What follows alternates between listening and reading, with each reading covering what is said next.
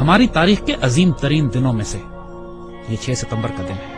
اگر آپ صرف اس دن کی صبح وہ تقریر سن لیجئے جو ایوب خان نے کی تھی، ریڈیو پاکستان پر وہ تقریر کی گئی کہ لا الہ الا اللہ کے ماننے والوں پر ہندوستان نے حملہ کر دیا، میرے قوم کے ہم وطنوں جنگ شروع ہو چکی ہے، اٹھو اور دشمن پر ٹوٹ پڑو۔ پاکستان کی پوری قوم نعرہ تکبیر لگاتی ہوئی سڑکوں پر نکل آئی تھی۔ ہندوستان نے 6 ستمبر کی صبح فجر سے کچھ پہلے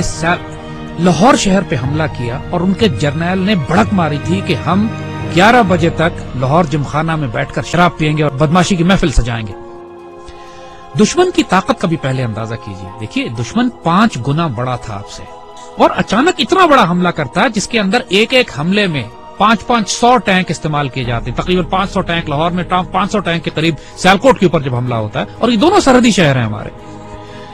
اور حال یہ تھا کہ Pakistan was totally caught by surprise.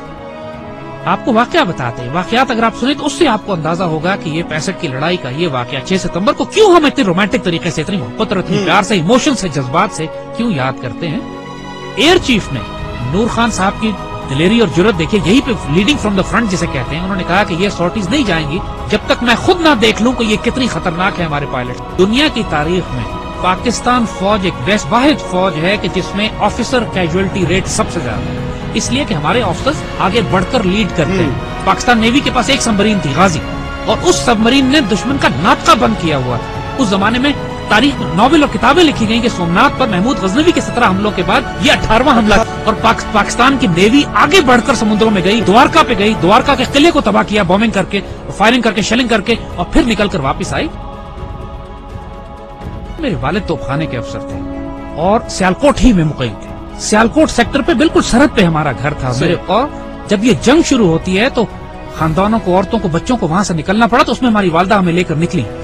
اور یہ وہ وقت تھا کہ جب ہمارے گھر کے آس پاس توپیں لگی ہوئی تھی اور پاکستان کی فوج جوابی حملہ شروع کر رہی تھی سیالکوٹ سیکٹر پہ دشمن کے خلاف۔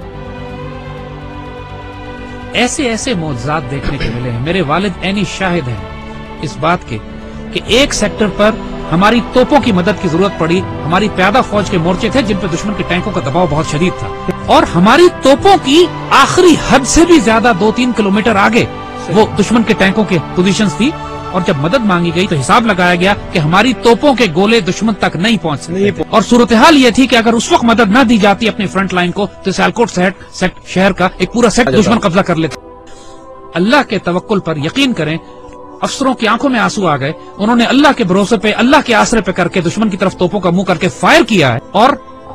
ناقابل یقین بات ہے کہ گولہ تقریباً 2.5-3 منٹ لیتا ہے فائر ہونے کے بعد توپ کا اپنی منزل پہ پہنچتے ہوئے۔ 3 منٹ کے بعد وائرلیس پہ ہماری جو آگے ہمارے مورچے تھے وہاں سے نعرے تکبیر کی آوازیں آنے لگی کہ دشمن کے توپیں ٹھیک ٹینکوں کے بیچ میں گر رہے تھے، جو کہ ہماری توپ کی آخری حد سے بھی کئی کلومیٹر آگے تھا۔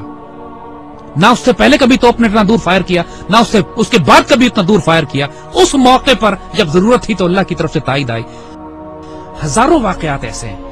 یہ باتیں بزرگوں نے کتابوں میں بھی لکھی ہیں، آپ ممتاز مفتی کی کتابیں اٹھا کے دیکھ لیجئے، الک نگری دیکھیے، تلاش دیکھیے، اخبار میں اس زمانے کے تمام واقعات یہ چھپے ہیں۔ جب 65 کی لڑائی شروع ہوئی، ممتاز مفتی اپنی کتابوں میں لکھتے ہیں کہ مسجد نبوی شریف میں اللہ کے بندوں نے حضور صلی اللہ علیہ وسلم کی زیارت فرمائی اور دیکھا کہ حضور جنگی لباس میں اصحاب بدر کے شہداء کے ساتھ پاکستان کے دفاع کے لیے تشریف لے جا رہے ہیں کہ پاکستان پہ حملہ ہوا ہے، ہم نے اس کا دفاع کرنا ہے۔ اور یہ باتیں ممتاز مفتی نے لکھی ہیں، کتابوں میں چھپی ہیں، اخباروں میں چھپی ہیں، یہ باتیں اپنی طرف سے ہم نہیں بنا رہے۔ یہ باتیں کہ دشمن کے طیاروں کو ان کو ذمہ داری دی گئی کہ راوی کے پل پہ بمباری کرنی، وہ پائلٹ پکڑا گیا، جب اس سے پوچھا گیا کہ پل تو تمہارے سامنے تھا، تم نے بمباری کیوں نہیں کی؟ کہتے ہمیں کہا گیا تھا وہاں ایک پل ہے، مجھے 6 پل نظر آ رہے تھے۔ یہ باتیں دشمن کے سپاہیوں نے کہی ہیں جن کو گرفتار کیا گیا کہ وہ اپنی گھوڑوں والی فوج کون تھی جو سفید لباس میں تھی اور جس کی تلواروں سے شعلے نکلتے تھے۔ یہ دشمن کے پائلٹس نے یہ باتیں کہی ہیں کہ ہم بم گراتے تھے، 35-40 کے قریب بم پنڈی پہ گرے، صرف 5 بم پھٹے، وہ بھی ویرانے میں، باقی بم پھٹے نہیں۔ بزرگ کہتے ہیں کہ فضائے بدر پیدا کرو، ملائکہ آج بھی مدد کے لیے نازل ہوں گے۔ جنگ بدر پہ ہوا تھا نا ایسا، لیکن اللہ تعالیٰ قرآن میں فرماتا ہے کہ میں نے پھر 1000 ملائکہ نازل کیے، اور یہ بات صرف 1400 سال پہلے پہ محدود نہیں ہے۔ جب بھی مسلمان اللہ رسول کے نام پر کھڑے ہوں گے اس پاک سرزمین کی حفاظت کے لیے تو اللہ کی تائید و نصرت آئے گی۔ 65 سب سے خوبصورت مثال ہے ہمارے لیے۔ ہم ایک واقعہ سناتے ہیں کہ جو ہمارے بچوں نے کسی کتاب میں نہیں پڑھا ہوگا۔ جب لاہور پر حملہ کیا انڈین ڈویژنز نے تو انڈین جرنیل اپنے سپاہیوں کو یہ حوصلہ بڑھانے کے لیے کہہ رہے تھے کہ لاہور اب صرف 3 میل 4 میل دور رہ گیا، بس تمہاری آنکھوں کے سامنے تھوڑا سا آگے بڑھو، اور لاہور تمہارے قبضے میں مزاحمت شدید ہو رہی تھی، اور پاکستان کے جوانوں نے اپنے آپ کو دشمن کے ٹینکوں کے سامنے ڈال دیا تھا روکنے کے لیے۔ اس کیفیت میں لاہور تقریباً 14 میل دور تھا۔ تو وائرلیس پہ جب ہمارے جوانوں نے، ایک افسر نے یہ سنا کہ دشمن کا جنرل اپنے سپاہیوں سے یہ کہہ رہا ہے کہ صرف 3 یا 4 میل دور لاہور رہ گیا، اور اس وقت لاہور 14 میل تھا۔ اس وقت اس افسر نے، ہمارا وہ زخمی افسر نے اپنے مورچے سے نکلا ہے، سڑک کے کنارے جو کتبہ لگا ہوا تھا جس پر لکھا تھا لاہور 14 میل، اس پر اس کو کھڑا ہے وہاں سے، اور اس کو انڈیا کی طرف لے کر گیا ہے آگے، مزید 2 فرلانگ آگے، اور وہاں پر اس نے لگایا ہے اور اپنے خون سے اس پر نقطہ لگا کے 0.2 ایڈ کیا ہے اور لکھا ہے 14.2 بلڈی مائلز۔ 14.2 بلڈی مائلز تھا لاہور، دشمن اس کو پار نہیں کر سکا۔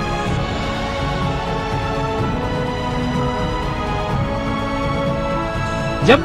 شہداء پہنچنا شروع ہوئے سی ایم ایچ میں، انہوں نے دیکھا کہ اتنا پریشر تھا کام کرنے کا کہ مرد سارے کام میں لگے ہوئے تھے، تو ان زخمیوں کو ریسیو کرنے کے لیے نرسز تھی، تو شہداء کو انہوں نے نرسز کے حوالے کیا کہ آپ ان کو تیار کریں اور رکھیں ایک طرف تاکہ بعد میں ان کو بریل کے لیے لے جایا جائے گا۔ تو آنے والے جوانوں نے جب یہ دیکھا کہ بہنیں اور بیٹیاں ان شہداء کو ریسیو کر رہی ہیں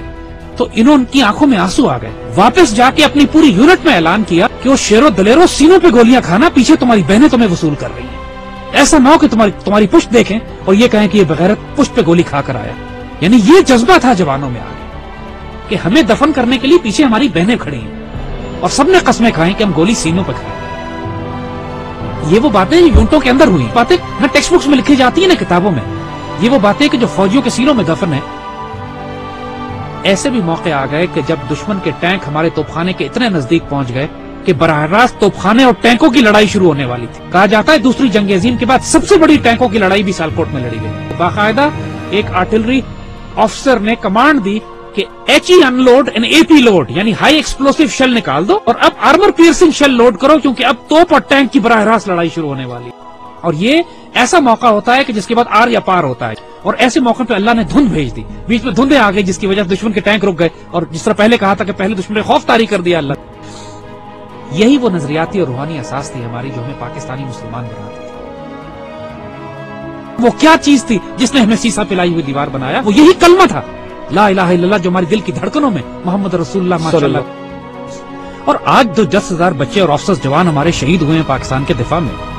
کشمیر سے لے کر وزیرستان میں، فاٹا میں، سوات میں، خوبصورت ترین بیٹے، ہماری مٹی کا نمک، 21 22 24 سال کے، 25 26 سال کے خوبصورت جوان، اپنے جب چھوٹے بچوں کو چھوڑ کر، والدین کو چھوڑ کر، بیویوں کو چھوڑ کر، جنہوں نے شہادتیں دی ہیں اور خواہش کر کے اپنے آپ کو والنٹیئر کر کے شہید ہوئے ہیں۔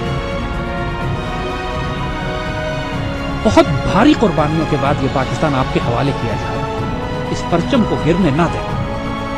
اس پرچم پہ سب کچھ قربان کر دو۔ اس کی مٹی میں تمہارا خون شامل ہو گیا نا، 2 جہانوں میں خوش نصیب ہو جاؤ گے۔ اس مٹی کو چھوڑ کر چلے گئے بد نصیب ہو جاؤ گے۔ جو اس پاکستان میں بستا ہے اس آیا خدائے ذوالجلال میں کہ دیکھو اس پاکستان کو ہلکا نہ لینا، یہ اللہ کے رازوں میں سے ایک راز ہے، اس پر قربان ہو جاؤ، سب سے سستا سودا ہے، سب سے اعلیٰ سودا ہے۔ یہ ہمارے بیٹے جو اس پہ قربان ہوتے ہیں نا، یہ سوال نہیں کرتے کہ اس پاکستان نے ہمیں کیا دیا۔ اس پاکستان کو آج آپ کی ضرورت ہے۔ Make a stand, stand firm, stand United, live with dignity and inshallah Allah will give you the opportunity to die with honor۔ لیکن اس کے لیے اب تیاری کرو، تیاری کا وقت آتا ہے، آزمائش آنے والی ہے اس کو، لیکن انشاءاللہ العزیز ایسے بیٹے ہمارے پاس ہیں جو اس پاکستان کو سرخرو کریں۔